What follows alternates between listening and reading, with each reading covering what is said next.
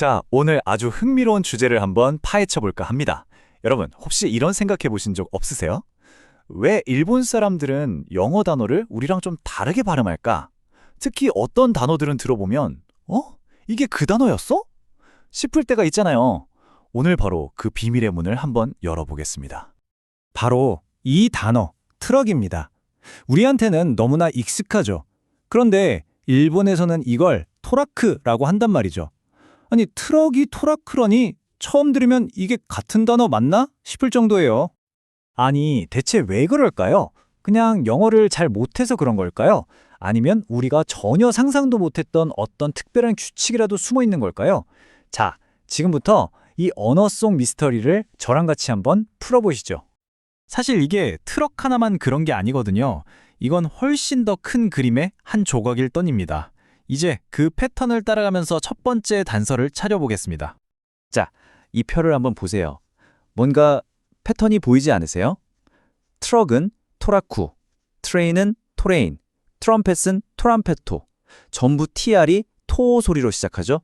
그런데 어라? 트리는 갑자기 쯔리래요. 완전 다르죠? 여기서 우리는 두 가지 질문에 부딪힙니다.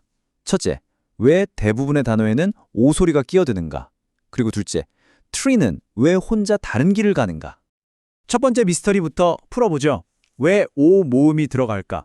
그 해답은요, 일본어의 아주 근본적인 규칙에 있습니다. 저는 이걸 소리의 벽이라고 부르고 싶네요. 이게 무슨 말이냐면요. 일본어에서는 자음 혼자서는 절대 소리를 못 내요. 기역, 니은 이렇게는 존재할 수가 없는 거죠. 꼭 짝꿍이 있어야 돼요. 그 짝꿍이 바로 아, 이, 우, 에, 오 같은 모음인 겁니다. 카, 나처럼요. 이건 일본어의 절대적인 법칙이에요. 근데 영어의 TR은 어때요? T랑 R, 자음 두 개가 딱 붙어 있잖아요. 이건 일본어 규칙에선 말 그대로 벽에 쾅 부딪히는 거예요. 절대 허용될 수 없는 소리인 거죠. 그럼 이 벽을 어떻게 뚫느냐? 아주 똑똑한 방법을 씁니다. 딱딱한 자음들 사이에 부드러운 모음, 일종의 윤활유를 쓱쓱 집어넣어서 분리해 주는 거예요.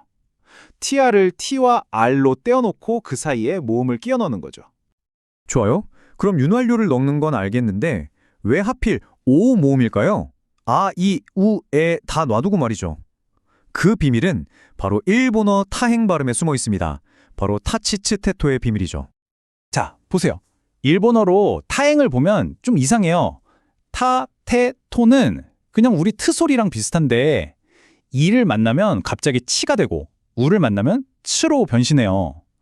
그러니까 티 소리가 뒤에 오는 모음에 따라서 막 변신을 하는 거죠.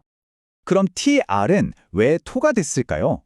그 뒤에 오는 R 소리가 굉장히 강하고 울리는 소리거든요. 이 소리를 안정적으로 내려면 입모양이나 혀 위치가 가장 편안한 토가 제일 좋았던 거예요.